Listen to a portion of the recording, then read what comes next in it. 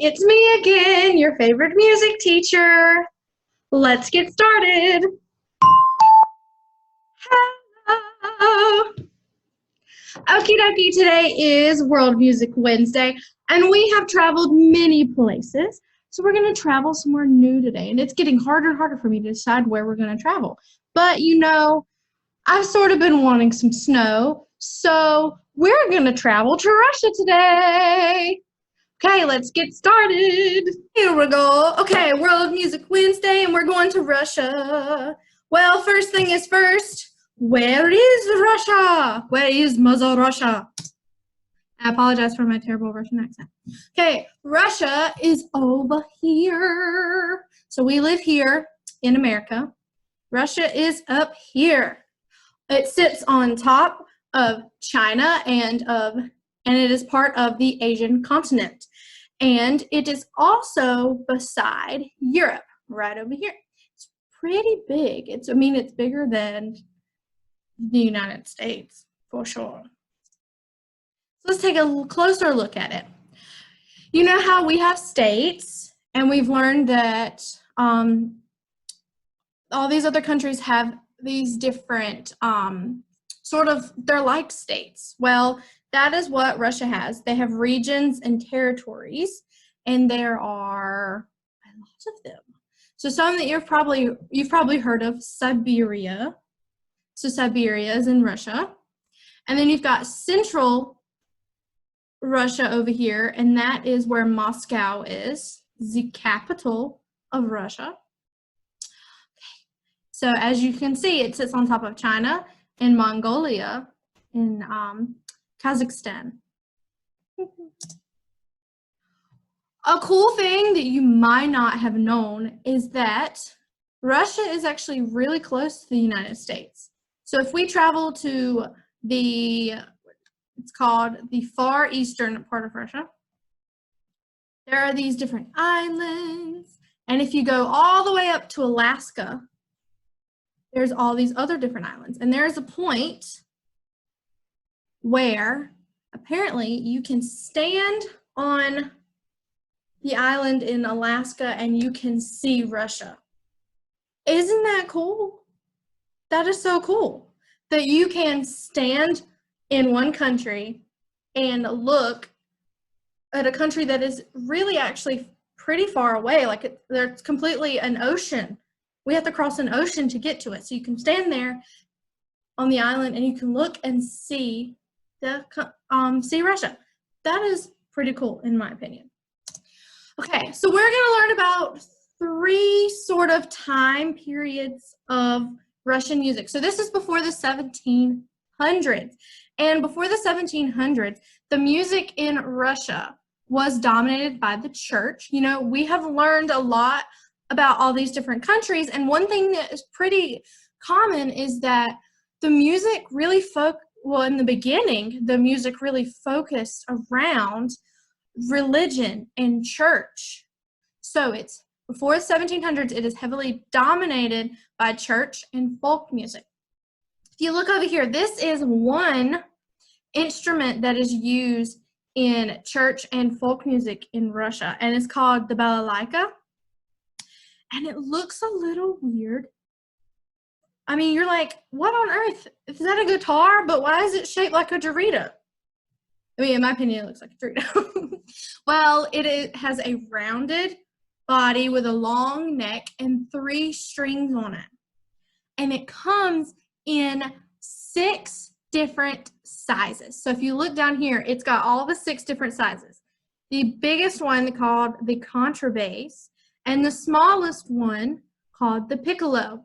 And if you look at this picture over here, this man is playing the contrabass. So that is how big the biggest one is.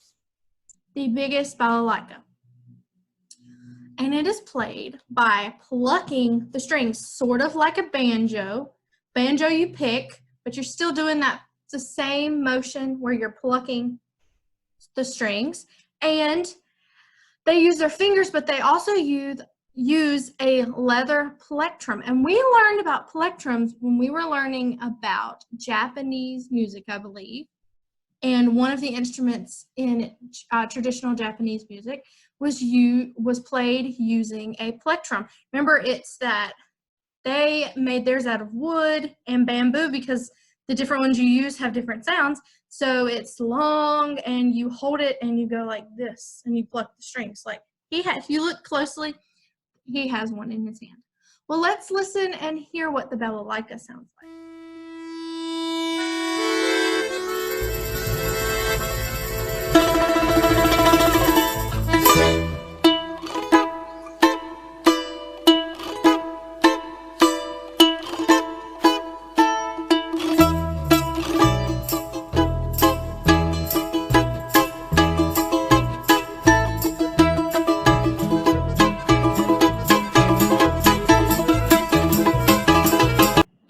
Keep that sound in your head.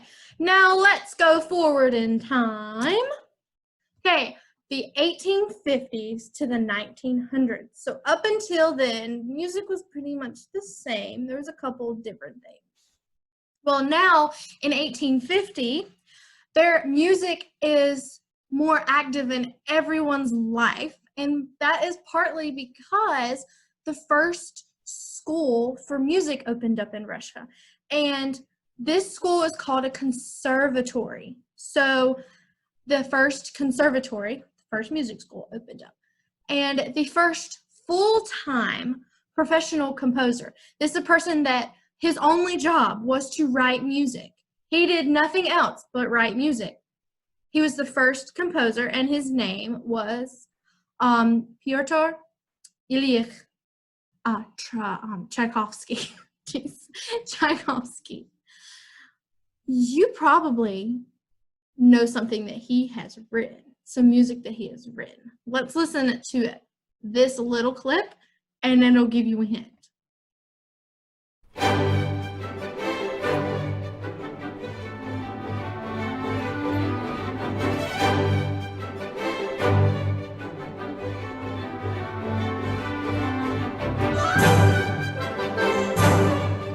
Yes, we listened to this all in December. It's the candy cane dance from the Nutcracker. So that is one thing that you are most familiar with that Tchaikovsky wrote. He wrote the music for the Nutcracker. See, I told you us learning about the Nutcracker in December would all come back around. So he is the first full-time composer. That's his only job. Well, there's some other guys around the same time he was, but they didn't study at the school where he studied at. They didn't study music at a school at all, and composing was not their only job. So this man, Mussorgsky, he actually worked as a civil servant, so sort of like a police officer. He worked for the city, and he also composed music, but it wasn't his only job. Then we've got,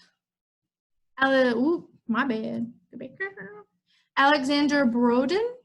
He was also a composer of music, but he was also a chemist. So he would make medicine, he would do science experiments, that kind of stuff. And I couldn't find a picture of him. And then the last one we have is Nikolai Rimsky-Korsakov, who he had a naval career, which means he was part of the Navy. And eventually he gave that up and became a professor at the school where Tchaikovsky studied, the first conservatory for music. So Tchaikovsky was the only one around that time that devoted all of his life and work to just composing music. These men made great music, but it wasn't the only thing that they did. They did other things, as we just learned. Okie dokie, are you ready? We're going to zoom forward again to the 1900s. Okay, a lot happened in the 1900s. Russia was part of 2 world wars, and they had their own civil war during that time. And also the Iron Curtain was put up, and you'll learn a lot about more of that stuff in school. So at the beginning of the 1900s, this man called Igor Stravinsky came, and became famous in Russia. And he was actually a pupil, which means he was a student of Rimsky-Korsakov, the man that we just learned about right here, who was also a composer and gave up his naval career to become a professor. And Tchaikovsky his music was a little different. So if you can remember back to Tchaikovsky's music, the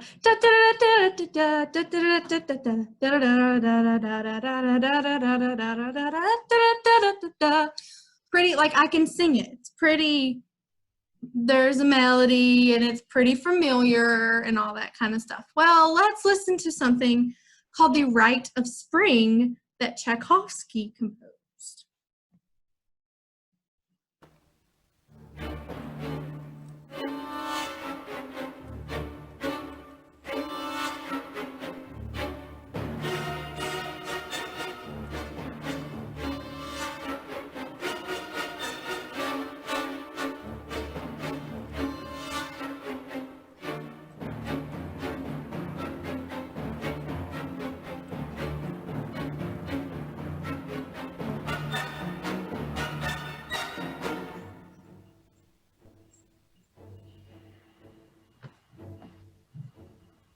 Okie dokie. Well, that was something that Tchaikovsky composed.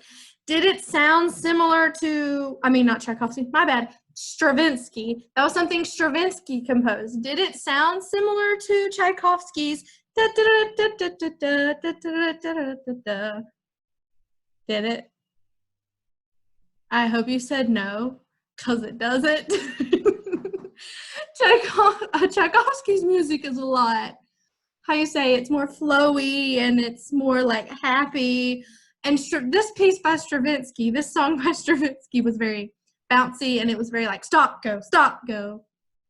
It was so different than what people had been used to, that when he showed this ballet, because this is actually part of a ballet, to people, they rioted, which means they got up and were mad and were like, what are you doing?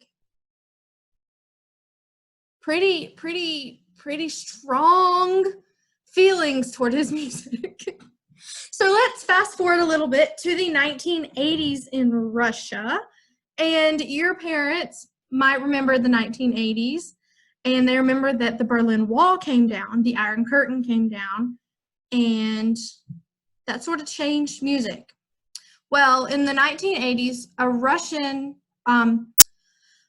lot of music was happening, and the government was not happy about it.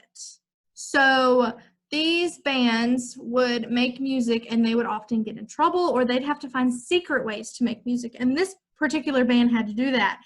They played their music in living rooms, and they made secret recordings of their music and sold it where people, like the government, couldn't find out, because the government did not support them. And this band, in English, their name means aquarium, which is pretty cool. So they're a rock band. Let's listen to it. And keep in mind, the song we listened to by Tchaikovsky, that part, and then the one we just listened to by Stravinsky, I know you love my sound effects.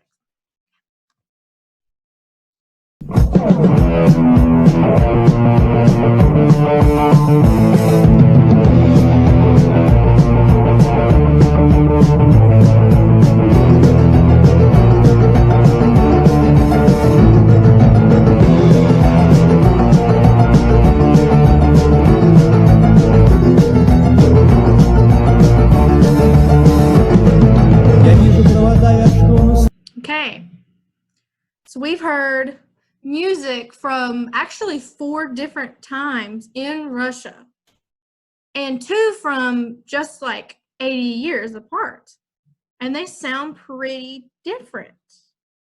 It's cool. It's amazing how music changes over time. So this is what I want you to do. I want you to tell me about the music we listened to. So you can go back and listen to it, or you can look up the names and listen to some of their music.